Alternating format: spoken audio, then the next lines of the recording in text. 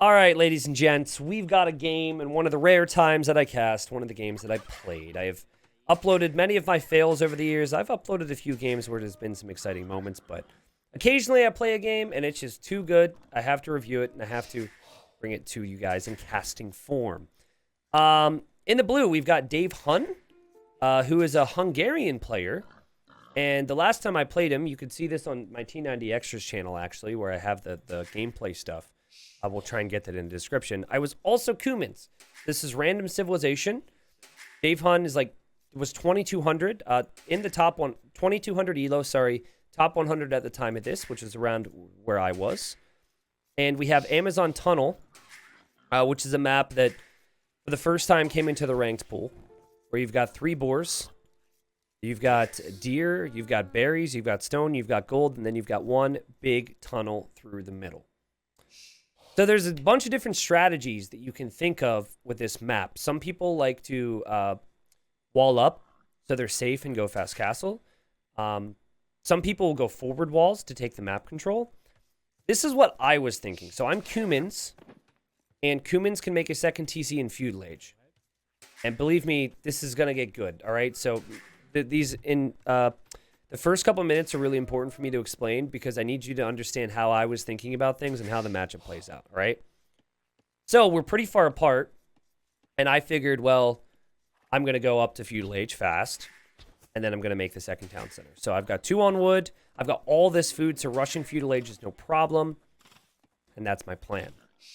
And so when I was playing this, I was streaming it, and people were like, well, why don't you wall? Cummins get more HP on their palisade walls. And my thought was, it's very hard for him to stop my second TC from going up.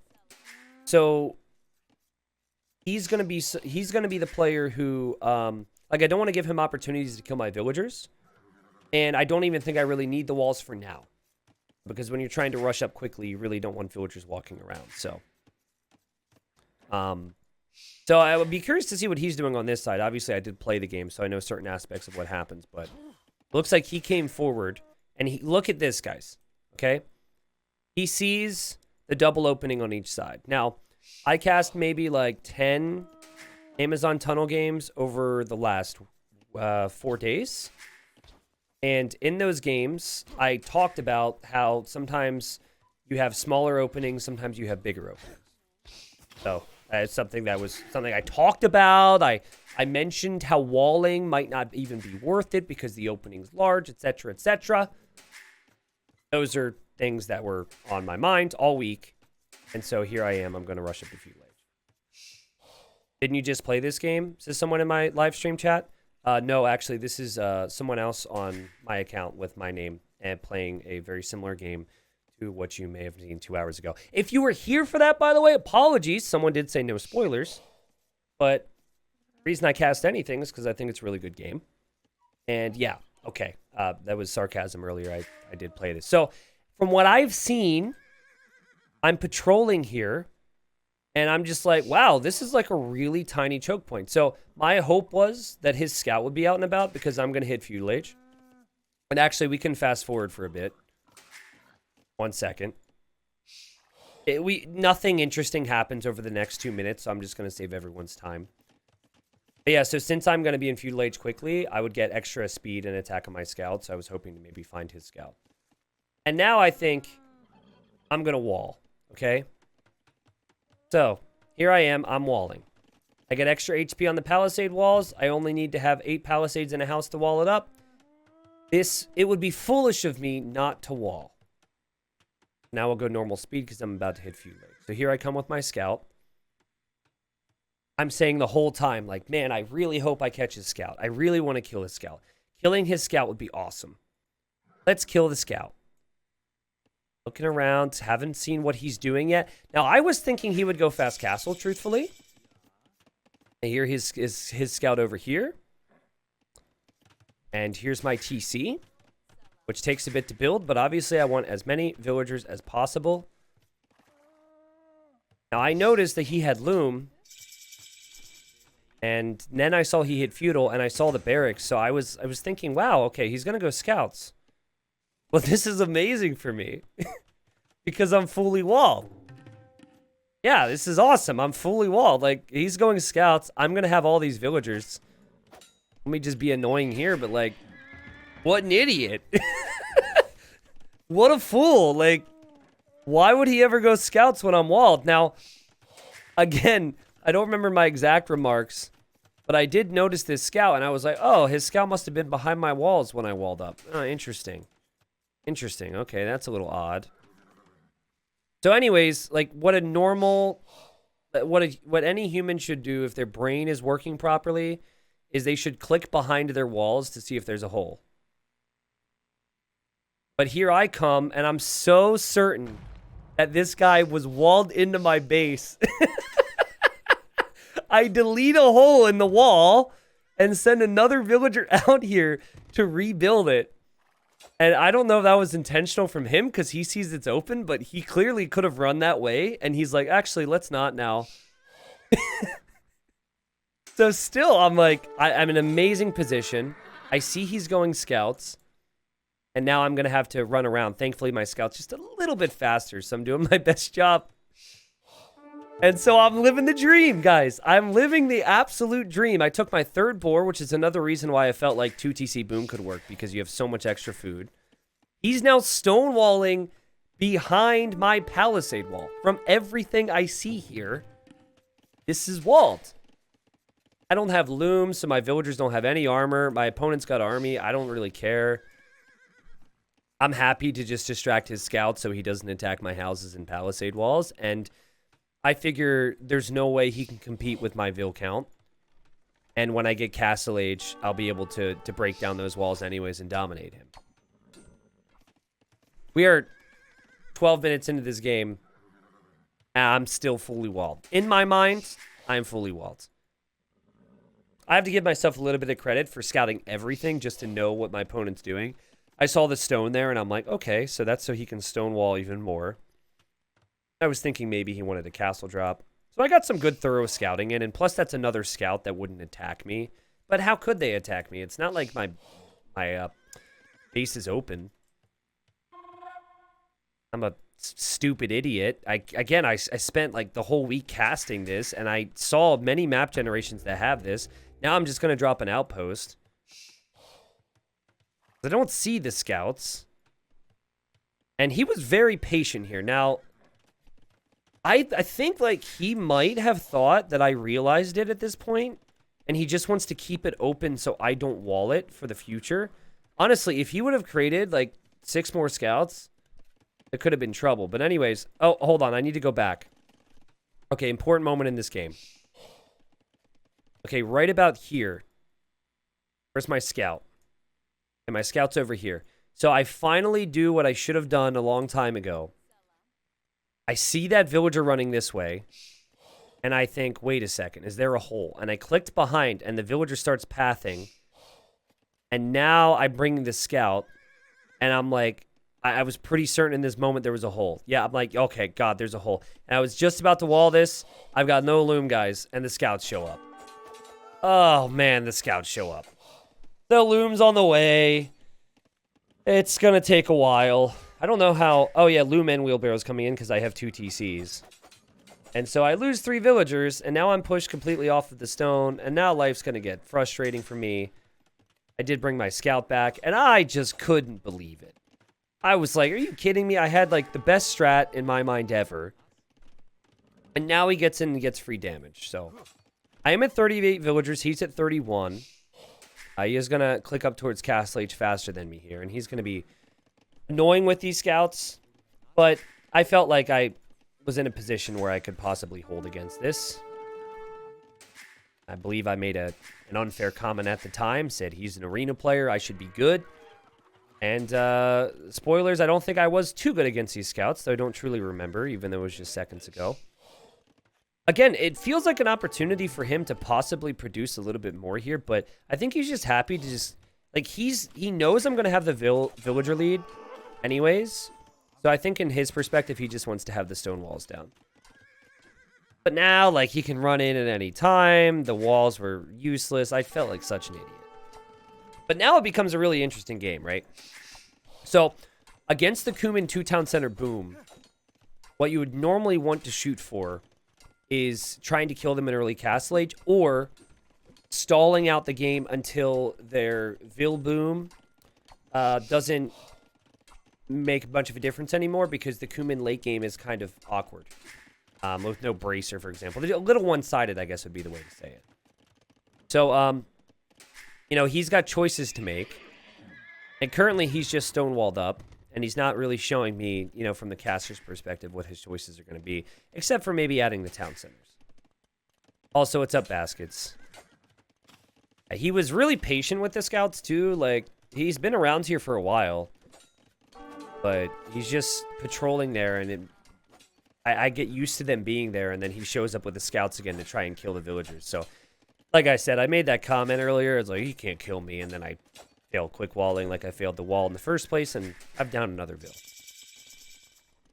But here's my thought. I'm on the way to Castle Age. I did remember a bit of advice that I bring up all the time about Kumins. Don't forget that you can make your siege workshop in the feudal age when you want to go like Mangonel or Rams. I don't know what it is, but it's like if people don't make it right away, they forget about it.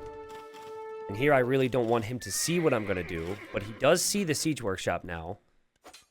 And again, he's just being annoying, but at home he says, I'm Teutons, I'm behind in economy. He's kind of forced into this. Wood upgrade, farm upgrade, town centers, monastery to grab those 5 relics in the middle, and a villager to make more walls here in the middle as well. Because he knows I'm going to go Rams. I've been on stone for a bit, as I'm sure you guys have seen. 51 villagers versus 36, and look at my food count. Whew. Might not seem like it's a lot, but it's flying right now, and so I delete some of my walls, which were pretty useless in the first place. And I place a castle, which he cannot see, interestingly enough. So he saw the stone. He could actually, if he looked, see that these buildings are being destroyed, but he doesn't see it just yet. He's probably focusing on his economy and grabbing the relics.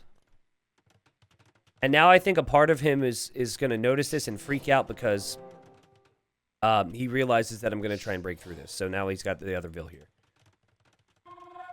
Now, at the time I researched capped RAM, I had 1 RAM. And that was pretty much all my food. It was costly for 1 RAM. I don't really know if it's worth it necessarily, but I went for it. I wanted to get some kipchaks out. I wanted to pressure as quickly as possible. Definitely don't want your opponent to be able to take it to late game if you're Kumins. You want to kill them by early imp usually. Let the record show I warned you about that gap and you didn't wall. Well, I guess that it would have been stream cheating for the streamer if I would have seen that. I was a little focused, I remember. Yeah, capped RAM and Castle Age. Only the Kumins can do it. So here I go, and look at the difference it makes. Got a monk there. He's going to try and delay. He's going to add siege now as well. But still can't really stop this. This 8 went down. Now I've got mangonels coming as well. And it gets pretty crazy from here. So I think one of the best strategies for the Kumin 2 TC boom is castle into kipchaks for map control, because kipchaks are quite strong in like early to mid castle. But because they lack bracer long term, they're awkward. And then you want to take the rest of the map. And this monk's just like, I'm out of here. But he is slowly catching up with villagers. 55 to 67. But keep in mind, I lost 4 villagers. And yet, I still have a lead of 68 versus 57. Obviously, an opportunity here for me to kill a few more villagers. It's a strong civ, guys. It's a really strong civ. And it's an absolute balance nightmare, too. Because if you, like, make the 2TC boom any worse, it might not be good enough. I like it, though. Because I like it because it is a very situational thing. And it's not so easy to pull off. Kipchaks are made of paper, so that one loses 38 HP and is almost dead. I'm trying my best to micro. Okay, the market events are there. He gets a really nice shot there on me, and so the Kipchaks, with their mobility, continue to move around. No bodkin arrow for me yet. I probably should have that if I'm going to be engaging with Kipchaks, but I was thinking about the Imperial Age. I just canceled a bunch of villagers. I'm sending my villagers forward, and I want a castle. And unfortunately for him, he did the right thing to add the siege. He doesn't quite have enough stone for his own castle yet. He does have good farming setup. But yep, kipchaks fire pretty quickly. Scorpion goes down. That's a trade I'm going to take any time. And now his monks run away. I like how they popped out of the church immediately when the ram hit them. Yeah, this is all good for me. I take out the monks. And I'm going to take out the monastery. And then here I come to drop the castle. And I'm on my way to Imp. Bloodline's also coming in for... It's like a 33% HP increase because their HP is so... Wait, hold on. Yeah, that math is correct, actually. Yeah, 33% HP increase because their HP is so low in the first place. But yeah, so what I need here is I need Trebs. Now, I was surprised earlier because of my own stupidity. Another surprise is coming. I thought I had Bodcanero at this stage. And there was no real reason for me to go back to my blacksmith because the civilization doesn't get Bracer. So I think I have Bodkin. Remember that. He's going to mass some stables back here. He's evened out the Vil count. And if he can push this castle back and have the same Vil count as me, he could end up taking the relics. He could still end up being fine. And again, the main thing that I really gain from Imperial Age is just the Trebs. Knights can take out Trebs too. Gotta loop around. Little university here, probably for the ballistics upgrade. Still producing as many kipchaks as possible. Meanwhile, he is going to start to mass those knights. Now, if you look at my perspective, I don't want to lose my kipchaks. I know he's got siege. Nice attack round from him. I don't see stables. He's adding another stable. He's adding a blacksmith for more upgrades. Because I just rammed down his blacksmith, which I just realized now, and that makes me really happy. And now he's going to drop a castle. So I'm like... So I see this castle, and I think, well, this game is mine. I was like, is he really going to drop that castle? Because I could just treb it down. Like, that's not a good play. That's not very smart.